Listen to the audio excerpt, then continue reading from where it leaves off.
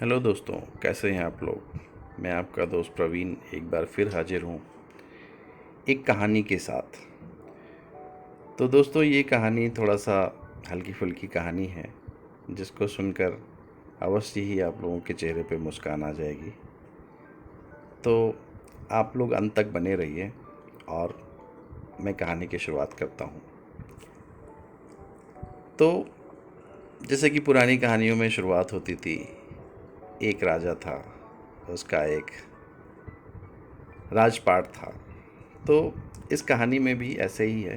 एक राजा साहब थे, उनके राज्य में हर तरफ सुख शांति थी, सब कुछ आराम से चल रहा था, प्रजा समृद्ध थी। तो राजा साहब बैठे बैठे एक दिन सोचते हैं कि चलो कुछ सर्वेक्षण किया जाए कि मेरे राज्य में लोगों के घर गृहस्थी पति से चलती है या पत्नी से। तो राजा साहब ने एक अनाउंसमेंट करवा दिया। उन्होंने एक इनाम रखा कि भाई जिसके घर में पति का हुक्म चलता है उसे मनपसंद घोड़ा इनाम में मिलेगा, और जिसके घर में पत्नी की चलती है वह एक सेब ले जाए। तो एक नियत समय पर सारे राज्य के लोग आते हैं और एक के बाद एक सभी नगरवासी आते हैं, सेब उठाकर जाने लगते हैं। कोई भी घोड़े की तरफ नहीं जाता या कोई कुछ अपने बारे में बताता नहीं, शांति से आते हैं, सेब उठा के चले जाते हैं। राजा साहब को चिंता होने लगती है कि क्या मेरे राज्य में सभी घरों में पत्नी का हुक्म चलता है, पतियों का हुक्म किसी घर में नहीं चलता।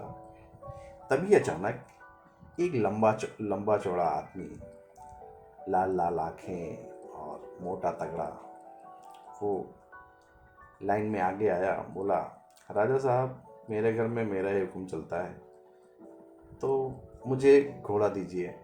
राजा साहब खुश हो जाते हैं, बोलते हैं, जाओ अपना मनपसंद घोड़ा ले जाओ। और राजा साहब मन ही मन सोचते हैं कि चलो कोई तो मिला जिसके घर पर आदमी का राज चलता है। तो जवान जो है एक काला घोड़ा लेकर घर की तरफ रवाना हो जाता है और फिर थोड़ी देर बाद वापस आता है, दरबार में उपस्थित होता है। तो राजा साहब बोलते हैं, अरे क्या हुआ, तो वापस क्यों आ गए। तो जवान बोलता है, महाराज, मेरी घरवाली कह रही है कि काला रंग थोड़ा शुभ होता है, सफ़ेद शांति का प्रतीक होता है, इसलिए आप काला घोड़ा रख लीजिए और मुझे सफ़ेद घोड़ा दे दीजिए। राजा साहब कहते हैं, अच्छा, ऐसा करो, घोड़ा रखो और तुम सेब लेके जाओ, क्योंकि तुम्हारे यहाँ भी पत्नी की ही चलती है। ऐसे करते करते रात हो जाती है, दरबार खाली हो गया, सब लोग सेब लेकर गए, घोड़े ज्यों के त्यों वहीं की वहीं खड़ी रहे। आधी रात को महामंत्री जी आते हैं वापस और दरबान को बोलते हैं कि महाराज से मुलाकात करनी है, तो आप जाके संदेश पहुंचाओ। तो दरबान जाके राजा साहब को बोलता है कि महाराज की जय हो, और महामंत्री जी बाहर इंतजार कर रहे हैं। राजा साहब कहते हैं, ठीक है, महामंत्री जी को अंदर लेके आओ।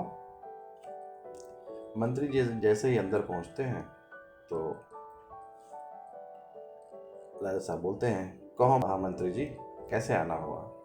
तो महामंत्री जी कहते हैं कि महाराज, आपने सेब और घोड़ा इनाम में रखा, ये थोड़ा बेतुका लगा, मतलब समझ में नहीं आया।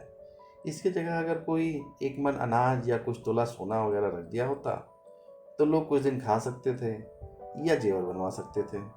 घोड़ा और सेब का कॉम्बिनेशन कुछ समझ में नहीं आया। तो राजा साहब ने कहा, चाहता तो मैं भी था कि इनाम में ऐसा ही कुछ रखूं, लेकिन महारानी जी ने कहा कि सेब और घोड़ा ही ठीक है, इसलिए वही रखा है। तो महामंत्री जी व्यंग मारते हुए बोलते हैं, महाराज, आपके लिए सेब काट दूं। राजा साहब को हंसी आ जाती है और पूछते हैं, अच्छा, ये सवाल तुम दरबार में पूछ सकते थे या कल सुबह भी पूछ सकते थे, आधी रात को क्यों आना हुआ। तो महामंत्री जी बोलते हैं, महाराज, मेरी धर्मपत्नी ने कहा अभी जाओ और अभी पूछ के आओ, सच्ची घटना का पता तो चले, नहीं तो रात में ठीक से नींद नहीं आएगी। तो राजा साहब कुटिल मुस्कान के साथ हंसते हुए मंत्री जी की बात काट कर बोलते हैं, महामंत्री जी, सेब आप खुद ले जाओगे या घर भिजवा दिया जाए? तो दोस्तों ये थी कहानी, और इस कहानी का सार ये है कि समाज चाहे जितना भी पुरुष प्रधान हो, लेकिन संसार स्त्री प्रधान ही है। तो आप लोग ये अवश्य बताइएगा कि आपके घर में किसकी चलती है। आप सेब लेके घर जाना चाहोगे या आप घोड़ा लेके जाओगे? जैसा भी हो, आप कमेंट के माध्यम से अपनी राय अवश्य शेयर करें।